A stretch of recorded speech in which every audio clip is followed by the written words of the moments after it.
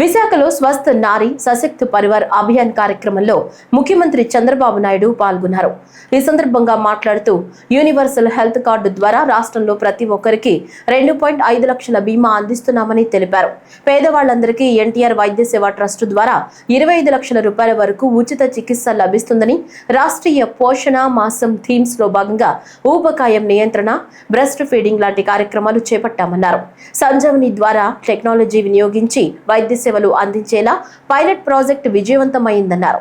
విశాఖలో MedTech park లో వైద్య పరికరాలు రూపొందించి ప్రపంచానికి ఉత్పత్తులు ఎగుమతి చేస్తున్నామని ముఖ్యమంత్రి అన్నారు. ఒక భార్యకు బాగాలేకపోతే భర్త, కుటుంబ సభ్యులు మొత్తం హాస్పిటల్ తీసుకురావడం చాలా సఫర్ అవుతూ ఉంటారు.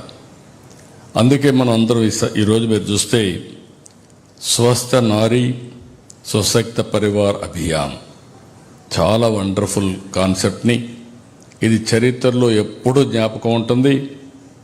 నరేంద్ర మోడీ గారు 75 సంవత్సరాలు పూర్తి చేసుకున్న సందర్భంగా ఈరోజు ఒక బ్రహ్మాండమైన కార్యక్రమానికి శ్రీకారం చుట్టాడు. ప్రతి ఒక్క నారి, ఒక ఆడబిడ్డల ఆరోగ్యం కోసం ఈ మెడికల్ టెస్టులు తీసుకురావడం చాలా మంచి కార్యక్రమం. ఇప్పుడే మా మంత్రి గారు చెప్పినట్టు మీరు దీన్ని సద్వినియోగం చేసుకోవాల్సిందిగా మిమ్మల్ని అందరినీ కోరుతున్నా. నేను కూడా ఎప్పుడూ మాట్లాడుతున్నాను, డబ్బులు సంపాదించాలి, పేదరికం ఉంటే అన్ని సమస్యలు ఉంటాయి, అదే సమయంలో ఆరోగ్యంగా ఉండాలి. ఈ రెండు ఉంటే ఆనందంగా ఉంటాం. అదే నేను చెప్పేది. ఎప్పుడైనా సరే వెల్తీ, హెల్తీ, హ్యాపీ సొసైటీ ఉండాలనేది మా ఆకాంక్ష. ఈరోజు ప్రధానమంత్రి గారు ఆ దిశగా పనిచేస్తున్నారు. మేము కూడా దీన్ని సాధించడానికి అన్ని విధాల ప్రయత్నం చేస్తామని చెప్పి కూడా మీకు తెలియజేస్తున్నా.